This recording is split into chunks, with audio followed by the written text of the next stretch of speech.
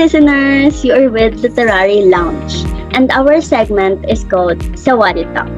We are going to talk about Thailand. Later, you will know the topic for today's episode. But before I become a chatterbox, I have my friends here with me. Alan, Yes, Kapungka Thailand, and let's learn a lot for today's episode.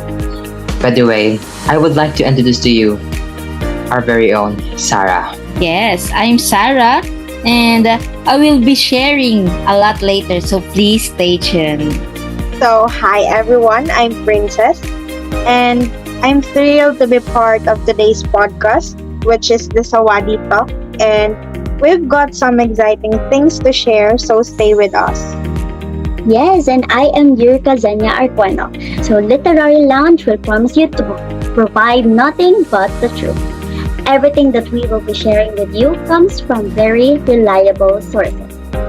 So now, let's proceed with some or a little bit of fun facts about Thailand. Sarah? So thank you, Urika. Before I start, I want to ask, what did you know about Thailand? Actually, since I'm a Blink, I'm kind of familiar with Lisa from Blackpink, and she said that she's a Thai. So I guess, yeah, that's what I know about our topic for today. That's a very nice information. So, to know more fun facts about Thailand, here's my Sawadi Talk. Did you know that Bangkok has the longest city name in the world?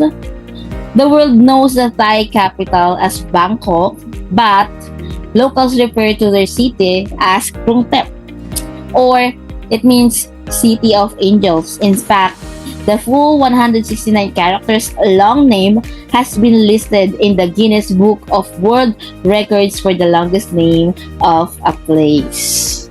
Wow, that's amazing, Sarah. Actually, I didn't know that the city had such a long name.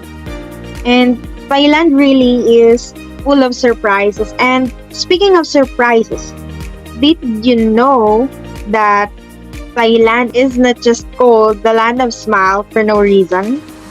And actually, they have 13 different type of smiles, each with its own meaning. There's a specific smile for being happy and for being in love, for being polite, and even a smile when someone is feeling a bit nervous. And yeah, it's amazing how they express so much without even saying a word. I'm actually liking what we're talking about. It's educational and fun. I think being informed of other countries is important because with the concept of multicultural awareness, we could understand and appreciate the history, life experiences, and beliefs of diverse groups of people. And speaking of diversity, that is actually our main topic for today's episode, entitled A Closer Look at Gender Diversity in Thailand. Alan? A meaningful and significant topic about gender diversity. And speaking of gender diversity, there is a monumental step forward in Thailand. Do you know, everyone, that Thailand is the first Southeast Asian country to legalize same-sex marriage?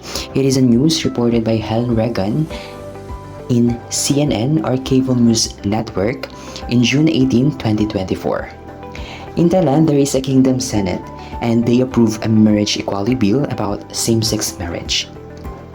And the Senate voted overwhelmingly in favor of passing the bill following a final reading. Do you know, everyone, how many votes they gathered?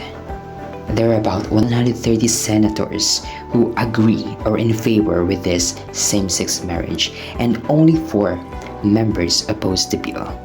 However, in order for that same-sex marriage bill to be passed, it still requires an endorsement from the king, because in Thailand, there is a constitutional monarchy where the king is the chief of state. And for that bill to be formally legalized and accepted by people, it requires an endorsement from the king. And do you know that there is also an interview to the LGBT members in Thailand? They are Pokpong and Wadit are residents in Thailand. They said that when they were young, people said to them that they couldn't have a family and can have a children. So marriage was impossible for them. Over 10 years ago, they couldn't live together the way they are now. And they couldn't be true to themselves the way it is now. But now, they can freely say that they are gay. I love the information that I've heard. Talking about that, I want to connect with, they said that they are freely to say that they are gay. And I want to connect with what Vice Ganda said when a young boy contestant proudly broadcast how he loves playing basketball despite being gay. And Vice Ganda was really, really happy to hear that. Because, like what she said, not everyone is that brave enough to show their true selves. So after hearing the legalizing same-sex marriage to Alan, there's this third gender washrooms in Thailand. So did you know that third gender washrooms are common in Bangkok? So apart from the normal male and female washrooms, you might come across a third gender washrooms in this country. So I have read about a school having a separate restrooms based on gender identity. And that school is Bunwatana School. So they have a separate restrooms based on gender identity. And there's this a student, of course, studying in Bunwatana School. He said that he is a male who identifies as female. So using the general female or male restrooms, it makes him feel so uncomfortable. But because of having a rainbow restroom, according to him, it is a great initiative as it allows everyone to use it based on their gender identity without feeling different.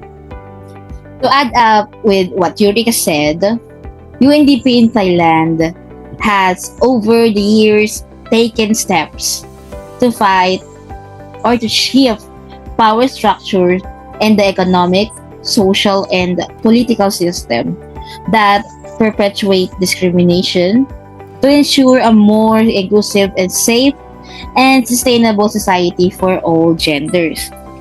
Thailand has been fighting discrimination, especially discrimination regarding gender, and they are trying their best to make a more free and inclusive environment for all genders where they can freely show who they are. So what do you think about it, Princess? That's nice, Sarah. And it is very important that we see those kinds of positive changes happening, right? And to add more, it is not just about the laws and the policies in Thailand, it is about the festivals. And Thailand's festivals celebrate gender diversity also. And one great example for this is the Bangkok Pride. And it is not just a parade, it is a big celebration showing how Thailand people is mixing its old tradition with their new ideas. And the festival is full of colors, music, and people coming together to honor everyone's identity. Wow, joining their festivals would be so wonderful. And I just want to say this, that I respect everyone's unique individuality. But disclaimer, this is just my personal view. I admire how they express their actual selves through their own colors, and I hope that those who are hesitant to come out will take their time. And there will be always be a time when you can be ready. And this is not a goodbye, but for today's episode, we will end it here. And I hope you learned a lot, Princess. So I will be honest, guys, I learned a lot about this topic in our first episode entitled A Closer Look at Gender Diversity in Thailand. And I hope that you guys and our learners have gained a lot as well. That for sure, guys. And I really appreciate our time. And this is a great opportunity for us to learn. By the way, I'm Alan. I'm Sarah, and I learn and discover new things. I'm Princess, and I'm so glad you joined us today. And again, I am Urika. I had fun discovering new things about Thailand. This is Sawadi Talk with Literary Lounge.